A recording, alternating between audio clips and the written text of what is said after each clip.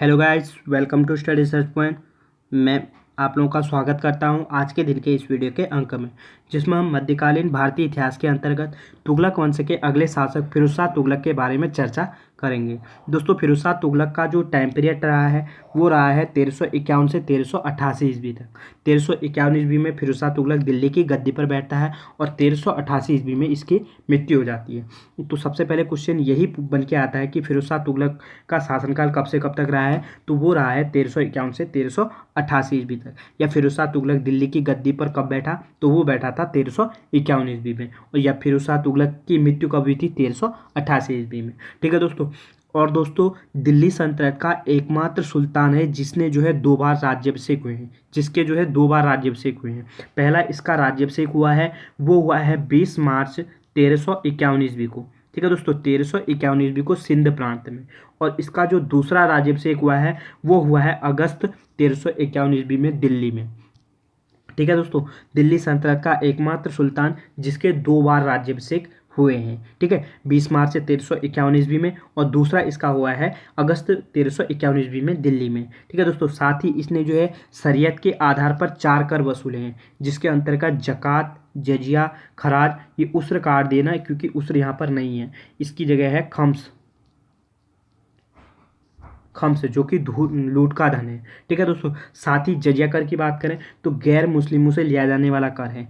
और जजिया कर सबसे पहले जो है भारत में मोहम्मद बिन कासिम के द्वारा वसूला गया था। और जजिया कर जो है ब्राह्मणों से वसूलने वाला शासक फिरोज शाह तुगलक था, जिसने जो है ब्राह्मणों से भी जजिया कर वसूला था। ठीक है दोस्तों, बहुत ज़्यादा पूछा जाता है निम्न में से किस शासक ने जो है ब्राह्मणों से भी जजिया कर वसूला था, तो वो वसूला था फिरोज शाह तुगलक ने। साथ ही दोस्तों, फिरोज शाह तुगलक ने जो है तुष्टीकरण की नीति अपनाई थी। तुष्टीकरण यानी कि कट्टरता की नीति। ठीक है दोस्तों, जो फिरोज शाह तुगलक था वो एम्बेटी यानी कि मोहम्मद बिन तुगलक का चचेरा भाई था। और फिरोज शाह तुगलक के जो पिता थे रज्जक, ठीक है रज्जक, ये जो थे इन्होंने जो है हिंदू राजा रणमल की पुत्री से विवाह किया हुआ था। अर्थात हम ये कह सकते हैं कि जो फिरोज शाह तुगलक है वो एक हिंदू माँ से उत्पन्न हुआ पुत्र था। ठीक है दोस्तों, जिस कारण उलेमा वर्ग जो थे वो इसे जो है इस्लाम का सच्चा अनुयायी नहीं मानते थे फिरोज शाह तुगलक को। ठीक है, इस कारण जो है प्रजा का समर्थन हासिल करने के लिए फिरोज शाह तुगलक ने तुष्टीकरण की नीति अपनाई थी, यानी कि कट्टरता की नीति अपनाई हुई थी।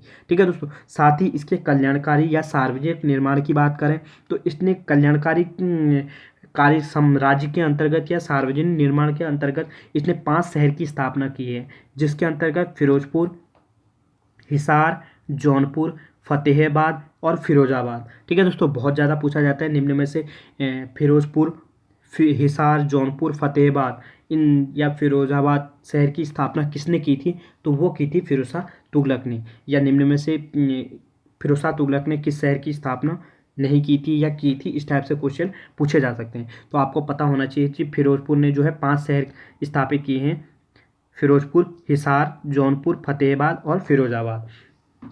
साथ ही दोस्तों, इसने जो है मुस्लिम महिलाओं के कब्र पर जाना प्रतिबंध लगाया, यानी कि दिल्ली सल्तनत का पहला सुल्तान था जिसने जो है महिलाओं का कब्र पर जाना प्रतिबंध लगाया। यानी कि पहले जो होता था कि महिलाएं भी जो है कब्र पर जा सकती थी, जो मुस्लिम महिलाएं थी वो कब्र पर जाती थी, लेकिन इसने अपने टाइम में जो है महिलाओं के कब्र पर जाने पर रोक लगा दी थी। और ऐसा करने वाला दिल्ली सल्तनत का पहला सुल्तान फिरोज शाह तुगलक रहा है।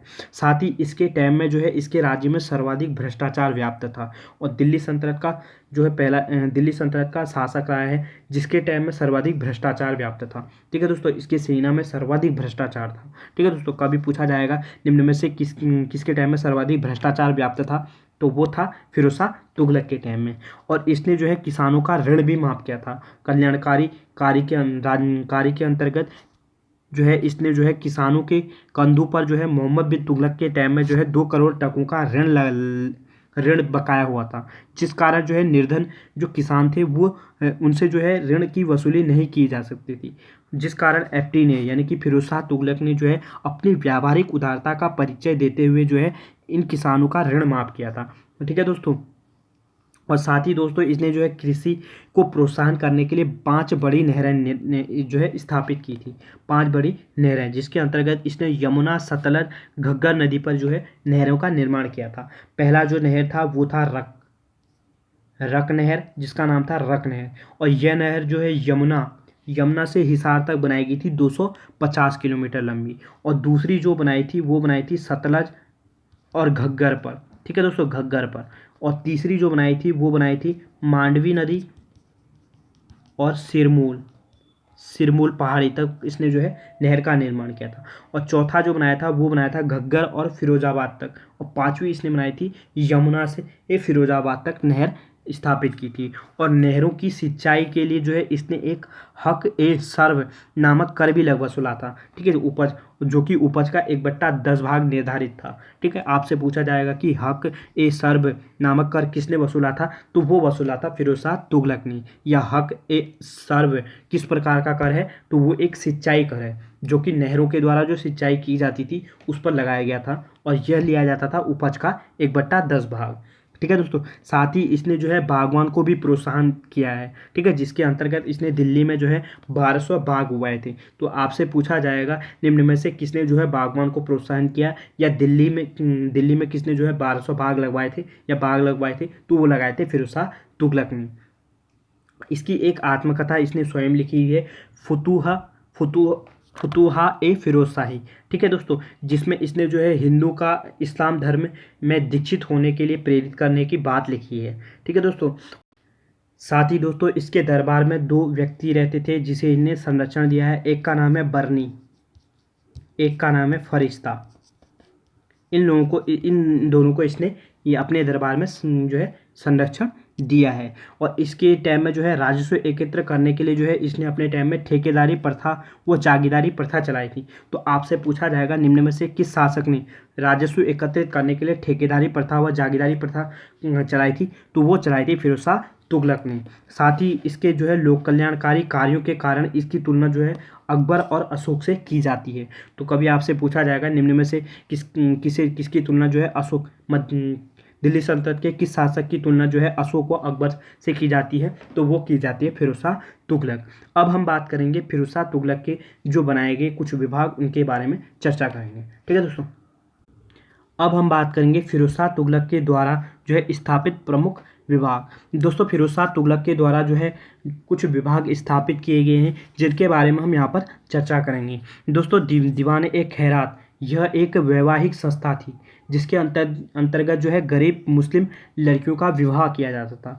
यानी कि दीवान ए खैरात के अंतर्गत जो गरीब मुस्लिम लड़कियां थी उनके विवाह के लिए धन की व्यवस्था की जाती थी। तो ये एक प्रकार का विभाग रहा है। तो आपसे पूछा जाएगा दीवान ए खैरात किस प्रकार का विभाग है, तो ये एक वैवाहिक विभाग था, वैवाहिक संस्था रही है, जिसके अंतर्गत गरीब मुस्लिम लड़कियों के विवाह के लिए धन की व्यवस्था की जाती थी। तो दीवान ए खैरात विभाग की स्थापना किसने की थी, फिरोज शाह तुगलक ने।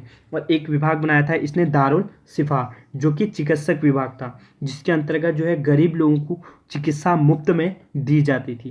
ठीक है दोस्तों, किसी प्रकार का जो है उनसे जो है शुल्क नहीं लिया जाता था। तो आपसे पूछा जाएगा दारुल ए शिफा नामक किस प्रकार का विभाग था, तो वो था चिकित्सक विभाग, या दारुल शिफा नामक विभाग की स्थापना किसने की थी, फिरोज शाह तुगलक ने। और एक विभाग इसने बनाया था दीवान ए बंदगान, जो कि दासों के रखरखाव से संबंधित था। ठीक है, दासों का विभाग था। दीवान ए बंदगान किस प्रकार का विभाग था, ये दासों का विभाग था, जिसके अंतर्गत दासों का रखरखाव किया जाता था। और मध्यकाल में सबसे ज़्यादा दास जो है फिरोज शाह तुगलक के पास ही थे, जिसके पास जो है लगभग 1,80,000 दास थे। ठीक है दोस्तों, तो आपसे पूछा जाएगा दीवान ए बंदगान किस प्रकार का विभाग है, तो दासों का विभाग है। दीवान ए बंदगान विभाग की स्थापना किसने की थी, फिरोज शाह तुगलक ने। दीवान ए इस्तेहाक, जो कि एक पेंशन विभाग था, जिसके अंतर्गत बुजुर्ग के लोगों को जो है पेंशन दी जाती थी। ठीक है, तो दीवान ए इस्तेहाक नामक विभाग की स्थापना किसने की थी, फिरोज शाह तुगलक ने। किस प्रकार का विभाग था, एक पेंशन विभाग।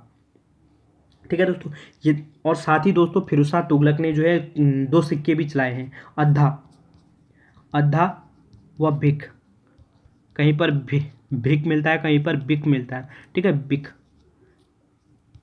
ठीक है दोस्तों, ये 2 इसने सिक्के चलाए हैं, अद्धा और बिक जो है सिक्के इसके द्वारा ही चलाए गए हैं, जिसमें जो है चांदी और तांबे के ये मिश्रित धातु के बने हुए थे, जिसके अंतर्गत इसने इन सिक्कों पर जो है इसने अपने पुत्र जो है फतेह खां, अपने पुत्र फतेह खां का नाम अंकित करवाया था। ठीक है दोस्तों, तो आपसे पूछा जाएगा अद्धा बिक नामक सिक्के का प्रचलन सिक्का किसने चलाया था? तो वो चलाया था फिरोज शाह तुगलक ने। तो ये था हमारा फिरोज शाह तुगलक से संबंधित महत्वपूर्ण चैप्टर। ठीक है दोस्तों, इसी के साथ मिलते हैं नेक्स्ट वीडियो में, तब तक के लिए धन्यवाद। यदि आपको हमारा वीडियो अच्छा लगा हो तो प्लीज़ लाइक करें, शेयर करें और अपने दोस्तों के साथ साझा करें। मिलते हैं नेक्स्ट वीडियो में।